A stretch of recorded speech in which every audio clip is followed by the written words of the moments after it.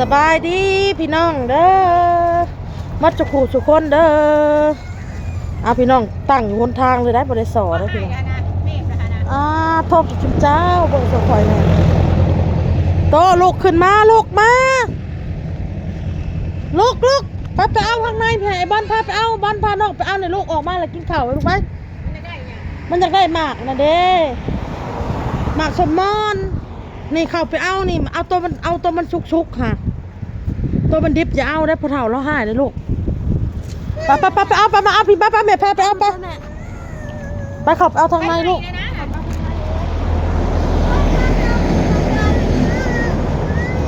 เอาทางในเอาทางในป้าไปเอามาป้ามา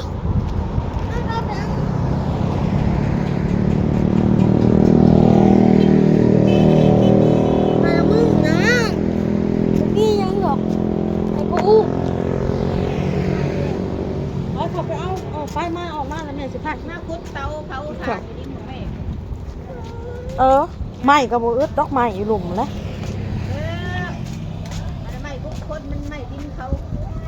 ไหม้ดงมันบุกแกไม่ได้พูดกันโอ้ยถ่านมันราคาดีแต่เนาะพี่น้องเนาะว่าเลือกถ่านมันราคาดีได้นี่จะก้อนใหญ่ๆเรื่องหมดก้อน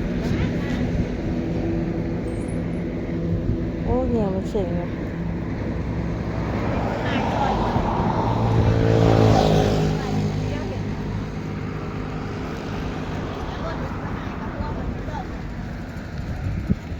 บันนี้อ้นก็สิมาจัดออเดอร์ของพิเรียมเลยพี่น้องเนาะจัดปลาหมอนก่อนเลยสบายดีเด้อเอฟซีนางอ้นเด้อสบายดีของพิเรียมเพื่อว่าจะแจกไว้ก็แจกให้ใครก็ให้จัดสุดละ50 บาทพี่น้องสร้างเงินบ่มากเลยเด้อสร้างเด้อมาแต่เจ้าของก็ตามเอาเบิกคันนี้ออเดอร์ย่ำได้เลยคือบ่เห็นเนาะบ่แม่นเนาะ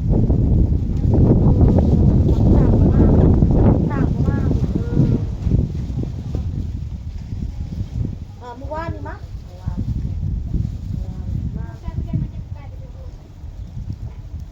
นี่เขาบอกมาสิเขาด้วยท้องยังไม่ใหม่ท้องผิดหนังยืดผิดตัวสบายดีจ้าปลาลุงเผาได้โลนี่โลเดียวด้วยกันโลเดียวโอ้ยจะนำกระวัดไปโลเดียว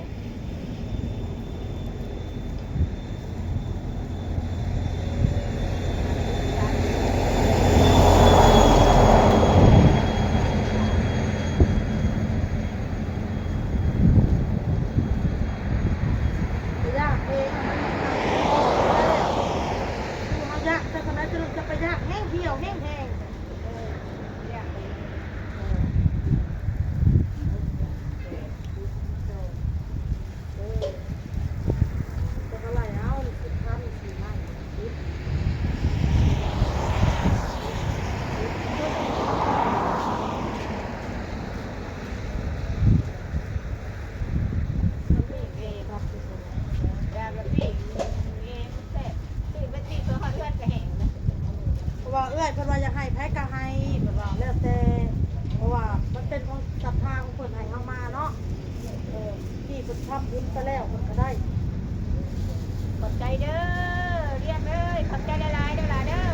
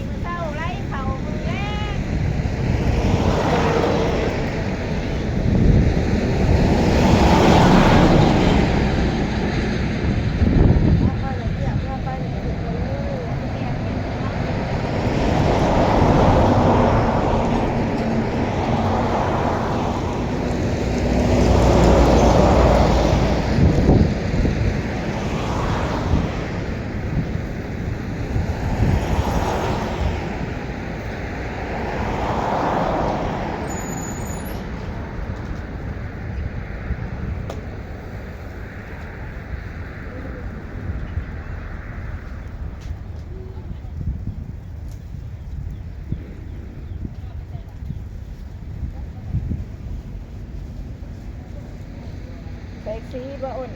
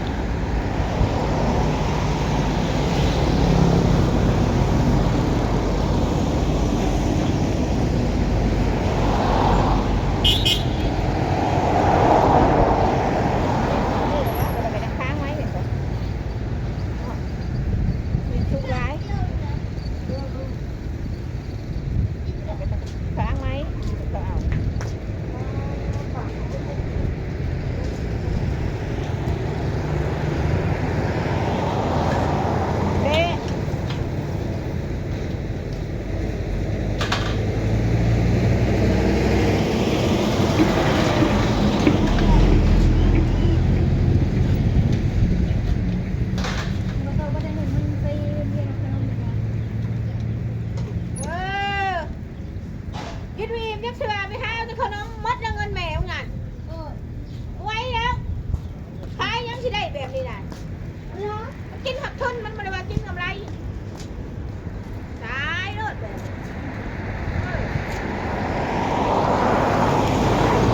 ตาย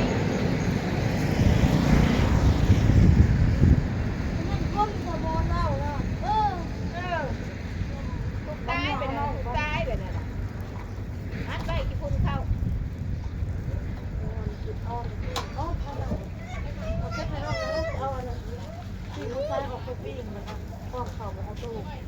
ลูกชิ้นมันกินเหนือก่อนมันจะไปเบื่อ เห็นมันกินมือมันก็เบื่อบ่ก็เบื่อก็ได้บ่ บ้าบางมื้อมันก็บอกกินไหน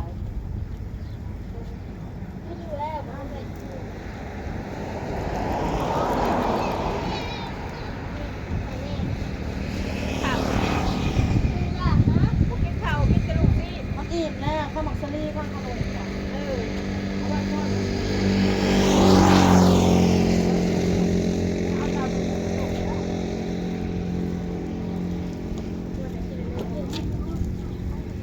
ไม่แล้วมันดีๆเก็บไว้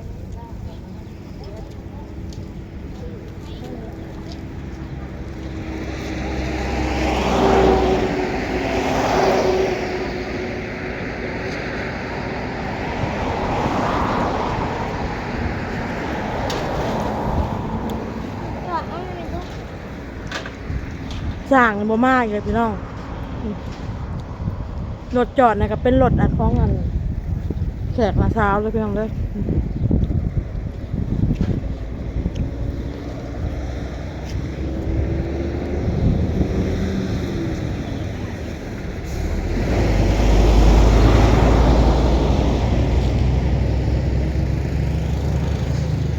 ทำมาแล้วก็น้าวเขา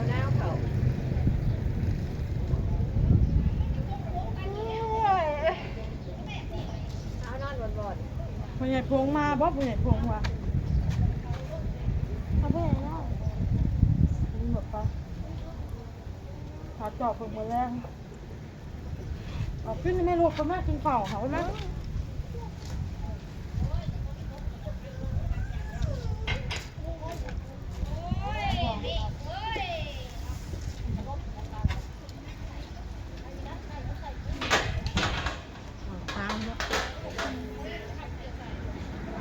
เปลี่ยนเอาอะไรเด้อเอาตัวใดก็เอาอะไรเด้อ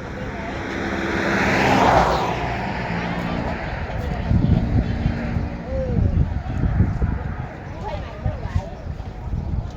นั่นก็ถูกลูกก็ทักไลน์กันใหม่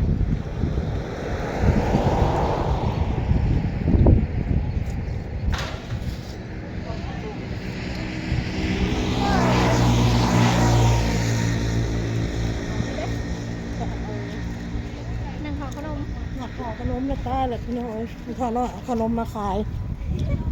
ให้แอบจะกินแต่ขนมบาทเนี่ย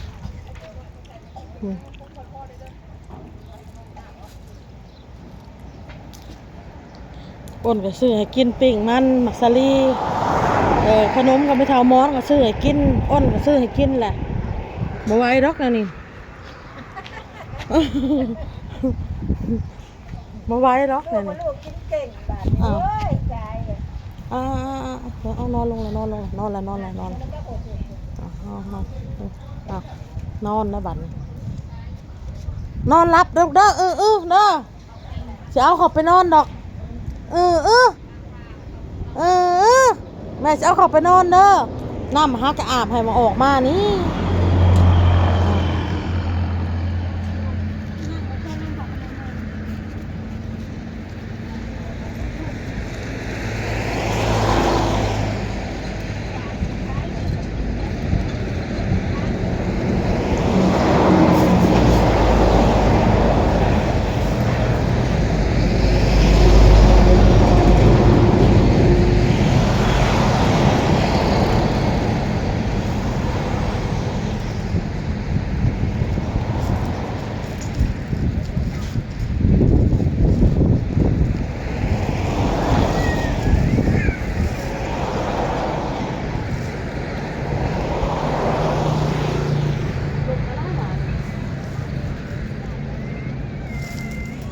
รถมาผู้รถมา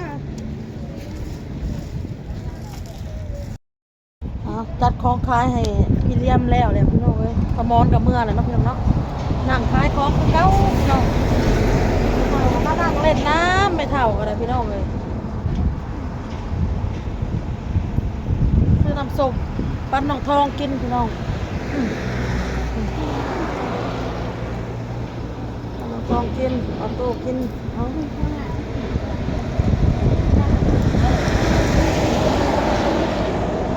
เมื่อละบ่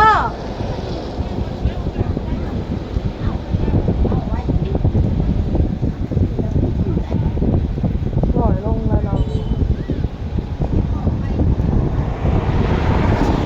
ปล่อยลงละก็สิจัดให้สร้างเหรอ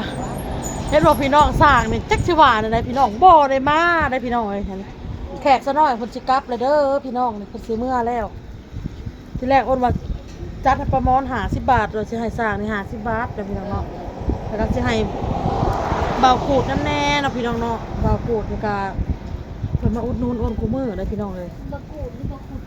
บ่กุดบ่ซื้อแล้วแม่นล่ะบ่กุดพี่น้อง ตั้งขึ้นมานะ บ่กุดมาเด้อลูกเด้อมาเด้อมาเด้อโตเด้อมาลูกเด้อ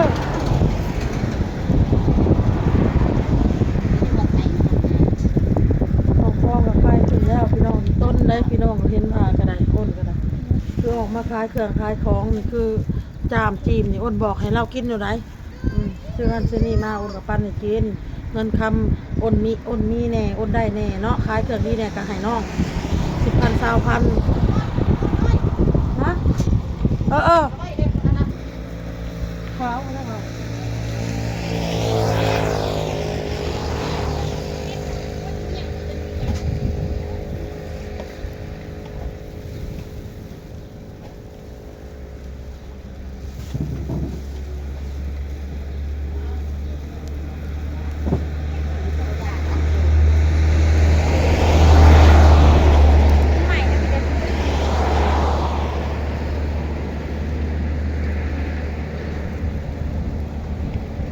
อยากกินสะอ้นบริอันนั้นดอกพี่ดอกพี่น้องเอ้ยปัญญาเราอยากใส่แล้วเขาก็ใส่นะ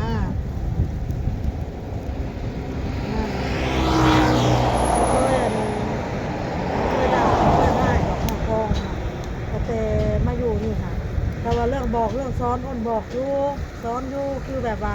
เรื่องการเราออกมาขายเครื่องขายของเราก้มเล่นโทรศัพท์ท้องก็จะเล่นโทรศัพท์ได้เด้อตั้งใจขายเครื่องเด้อไอ้อ้นบอกอ้นซ้อนแต่เรื่องด่าบ่ให้บ่เคยดอกพี่น้องถึงว่าเราสิเป็นมีพ่อแบบนั้นมีแม่แบบนั้นก็เขาเป็นมนุษย์คือกันว่าซั่นซะ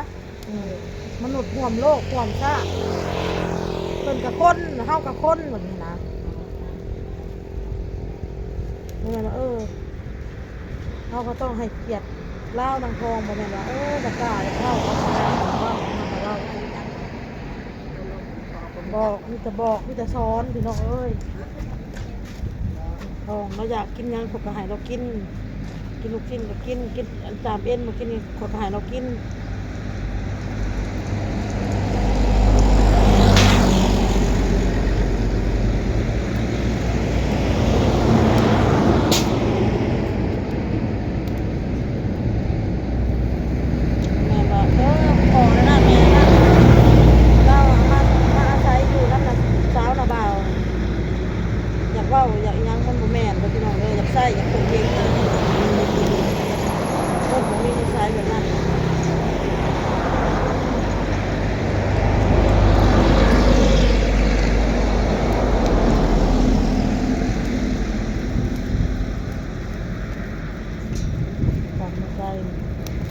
หัวใจนี่อยากให้กินในท้องเลยตามหัวใจปิ้งไข่แห้งล้าผัดไม้ปิ้งไข่พลอยล้าคือน้ำซุปพี่น้องเลยปกติน่ะแรงๆสาวนี่พ่อใหญ่พงราชิญาขึ้นมาได้พวกนี้พ่อเห็นหนึ่งพี่น้องนี่ยังไงเอาไปแหละพี่น้องเอ้ยคลิปนี้ก็ได้มันสิยาวก็ให้คลิปหน้าพี่น้องสบายดีพี่น้องบ๊ายบายกินไปลูกน้ำส้มเย็นกิโลทองน้ำส้มอยากเย็นกิโล